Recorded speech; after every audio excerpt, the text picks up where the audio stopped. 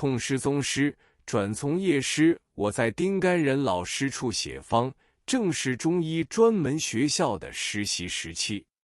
原想随从2年，以增学识，不料这1年上海大疫，许多医生病倒了，而各处善堂求诊的病人增加了2、3倍。丁甘仁老师也突然患上了湿温伤寒症，那时他的哲寺仲英师只得停诊侍候。仲英师待我很好，他说南市广义善堂缺1个医生，我就派你去应诊，不过是临时性的，为期大约3个月，月薪是24元。于是我就即日赴任，我未毕业就开始做医生了。丁甘仁老师卧病1个月，竟撒手西归，享年55岁。这么一来，对我的刺激很大。那些天我在广义善堂门诊只做1个上午，下午就到丁家去帮忙做各项事务工作。丁公甘仁是上海第1名红医生，小说家朱寿菊别属海上说梦人著的《谢普潮》小说中形容丁公是一位千万富翁。在交易所风潮中，京报发表过一个消息，说是名医丁甘仁一夜之间投机亏折100多万。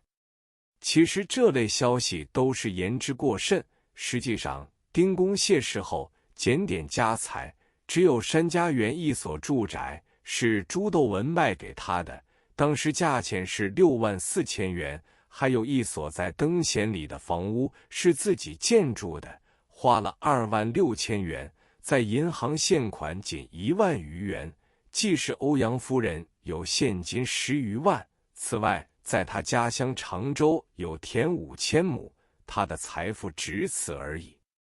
如此看来，一个人要积一些钱真不容易。从前上海人还有一种风气，有钱的人逝世之后一定要举行一次盛大的出殡仪式，上海人称作大出丧。最盛大的是盛姓孙、周福九2人的出丧，不但全上海市民空巷去观看，连4乡的人都远道赶来参与其盛。丁家的出丧当然也并不能简陋，但是所费浩大，譬如上海孤儿院来一队乐队就要捐1000元，诸如此类，所费不资，因此这次出殡就限定不能过分铺张。我在这次丧事中日以继夜的帮忙，我只想在出丧行列中要骑一匹顶马，所谓顶马是排在灵轿之前的一匹白马，照例应该有女婿骑的，但是丁公那时没有女婿，又因我担任排道子的任务，所以就骑上了马，一路行来，自己觉得威风凛凛，英武不可一世。丧事终结之后，我见到丁仲英师对治病的功夫真有一套，而做人之道更是值得崇拜，所以我就要求继续师事仲英先生，他并不受我至今就颔首答应了。记得清代名医叶天士有一个故事，他生平拜过17个老师。我这时计算一下，要是将国学老师再加上医药老师，恰好也是17位。但是我对仲英师追随最久，获得不少临床知识，可以说是我唯一的业师。仲师宽大，备受优遇，我拜了丁仲英老师，与他的长子纪华同居一室，是住在一间马棚楼上。所谓马棚楼，旧时是置放马车的，马车淘汰之后改放汽车1辆，上面就变了一间很大的居室，这是他们对我相当优待。还有一件好事情，仲英师除了自己诊病之外，大门口还有一间小房间，由学生们代诊贫苦的病人，限定在早晨7时至9时，对他们不但施诊，而且还赠药，以看到9时为止，于是不再接受贫苦病人，以免扰乱正常业务。仲英师就派我担任这件事，一方面也增加我许多临床经验。这件小事不但有一张写字台，而且还有一架电话。从前一个电话月费6元，可见鼎费大的惊人，所以能在写字台旁有一个电话，真是足以自豪。旧时上海的电话都是挂在墙上，用时先要用手摇一阵，然后拿起听筒，向接线员报名要打号数，号数上面还有一个区名，分中央、东南西北5区。我有了这个电话之后便利不少，因为从前接洽事情都靠2条腿走来走去，现在有了电话可以减少许多往返跋涉。一清早做湿疹给药的工作，贫苦病家有好多患重病的，我一一加以处理，手挥目送，应付愈如，因此学识与经验大为进步。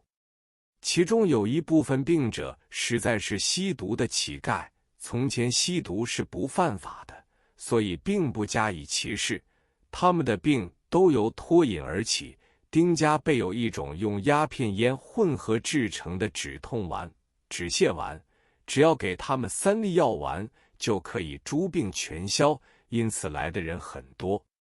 我在这里就学到一种本领，一看他们的面貌和脉象，即刻可以知道是有毒瘾在身。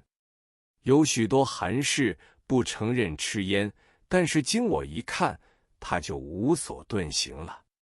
我向来一早起身，工作是不停的，越是忙碌，精神越是旺盛，从来不生病，唯一的嗜好就是看电影。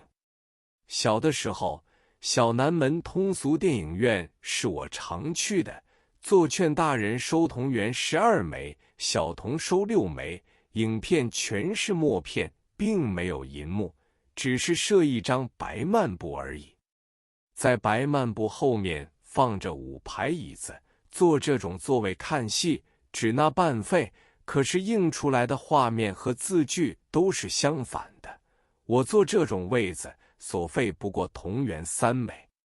后来进一步到西门方邦桥共和大戏院去看电影，坐劝小杨一角，所看的多是有连续性的侦探长片，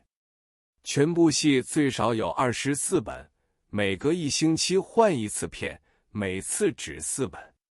我还记得所有影片都是《宝莲历险记》《宝莲夺宝记》《血手印》之类。后来卓别林影片问世，都是1、2本的短片。相隔23年，罗克香港称神经6相继出品，也是短片，观众欢迎有如疯狂一般。后来葛雷菲斯导演、莅临盖许主演的《赖婚》上映，我特地从南市赶到北四川路（今四川北路）、虬江路上海大戏院来看，门券为小杨4角，这是电影演整本戏的开始。后来北京大戏院开幕，我的戏瘾更深。待到爱多亚路（今延安东路）南京大戏院开幕，票价已收小杨6角，这个座价维持了很长久，足见银元的价值。他对外汇的汇率很久很久没有波动。我在丁家常常陪同老同学和老师的子女们去看电影，和他们的关系处得很好。由那个时节起，每天晚上我已不能常到姚公鹤老师家去，因了电话的便利，自己有一班朋友，到了傍晚约3约4都汇集在我的办公室中。我欢喜和文艺界中人交往，邵洵美是一个领袖，他为人很慷慨，每晚往往由他做东道，因此认识了张光宇、张振宇、胡伯祥、胡伯洲等，还有2个外国男女记者，一位史莫特莱，就是后来写《宋氏3姐妹》出名的，一位斯诺，后来到延安为毛泽东写文章的。这2个人都会饮几杯酒，常以6块钱购一瓶长纳华克威士忌酒，一饮之后都是放浪得很。